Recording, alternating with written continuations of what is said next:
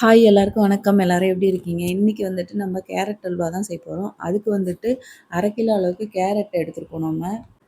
இப்போ கேரட்ட வந்து நல்லா கழுவி எடுத்து வச்சுக்கங்க. அதோட மேல் தோல் சீவிட்டு நல்லா காய் சீவுறதுல இந்த மாரி துருவி எடுத்து வச்சுக்கங்க. பால் வந்து நல்லா திக்கான பாலா இருக்கணும். அது ஒரு 200 ml அளவுக்கு நல்லா காய்ச்சி வடிகட்டி எடுத்து வச்சுக்கங்க. 10 முந்திரி பருப்பை நல்லா பொடியாக உடச்சி வச்சுங்க. ஏலக்காய் பொடி பண்ணி வச்சுங்க. நெய் தேவைப்படும். சுகர் வந்துட்டு 1/2 கிலோ கேரட்டுக்கு உங்களுக்கு 125 கிராம் சுகர் தேவைப்படும். இப்போ ஒரு வானலில் 2 டீஸ்பூன் அளவுக்கு நம்ம நெய் சேர்த்துட்டு முந்திரி பருப்பை லைட்டாக வறுத்து எடுத்துக்கலாம். ரொம்ப வறுக்கணும்னு அவசியம் இல்லை, லைட்டாக வறுத்தா போதும். நல்லா இந்த அளவுக்கு வறுத்து எடுத்து வச்சுருங்க. அதை ஒரு கிண்ணத்தில் எடுத்து வச்சுட்டு அதுக்கு அடுத்தது நம்ம அதே வானலில் இப்போ கேரட் சேர்த்துக்கணும். இப்போ நம்ம துருவி வச்சுருக்கிற கேரட்டையும் இதோட சேர்த்துக்கலாம். கேரட் சேர்த்துட்டு நல்லா கிண்டி விட்டுக்கிட்டே இருங்க. கிளறி விட்டுகிட்டே இருந்தீங்கன்னா தாக்கா அடியில் உட்காராமல் இருக்கும் கேரட்டு. இதுக்கு வந்து கொஞ்சம் அடி கனமான பாத்திரம் வச்சிங்கன்னா உங்களுக்கு ஈஸியாக இருக்கும்.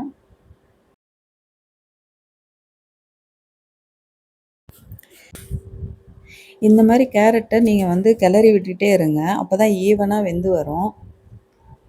கொஞ்ச நேரத்துக்கு அப்படியே நல்லா கிளறி விட்டுகிட்டே இருங்க. இப்போ இதிலே ஓரளவுக்கு பாதி வந்து கேரட் வெந்துட்டுருக்கும் உங்களுக்கு.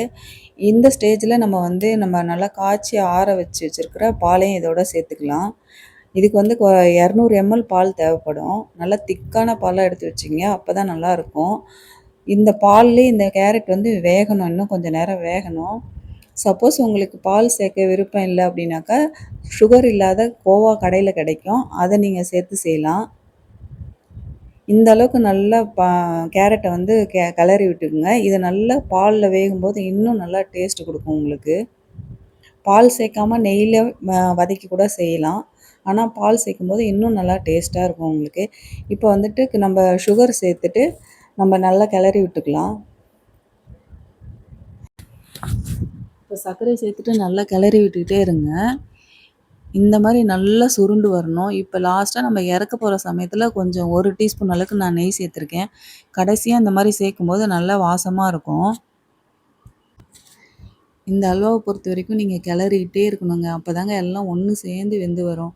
இப்போ பாருங்கள், நம்ம பால் சர்க்கரை சேர்த்ததுக்கான அடையாளமே தெரியல. கேரட்டும் நல்லா மினுமினுன்னு வந்துருச்சு பாருங்கள்.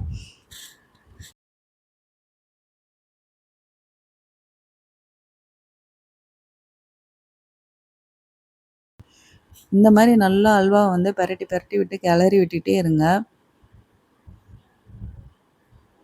நல்லா இப்போ பாருங்கள் சுருண்டு வந்துருச்சு. இந்த அளவுக்கு வரணும் அல்வா. அப்போ தான் நல்லா கெடாமல் இருக்கும். பாருங்கள், சூப்பரான அல்வா வந்து ரெடி ஆயிடுச்சு.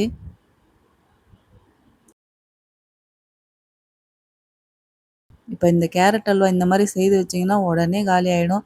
சின்னவங்கலேருந்து பெரியவங்க வரைக்கும் எல்லாருமே நல்லா விரும்பி சாப்பிடுவாங்க. கேரட்டு பிடிக்காதவங்க கூட இந்த கேரட் அல்வா செய்து வச்சிங்கன்னா உடனே காலி ஆகிடும். இப்போ நம்ம வந்து வறுத்து வச்சுருக்கிற முந்திரி பருப்பும் இதோட சேர்த்துக்கலாம். அவ்வளோதாங்க, சூப்பரான அல்வா ரெடி ஆயிடுச்சு. கேரட் அல்வா கண்டிப்பாக நீங்கள் வீட்டில் இந்த அளவுக்கு சேர்த்து ட்ரை பண்ணி பாருங்கள். இந்த வீடியோ பிடிச்சிருந்தா லைக் பண்ணி ஷேர் பண்ணுங்கள். எங்கள் சேனல் பிடிச்சிருந்தாக்கா சப்ஸ்கிரைப் பண்ணுங்கள். தேங்க்யூ.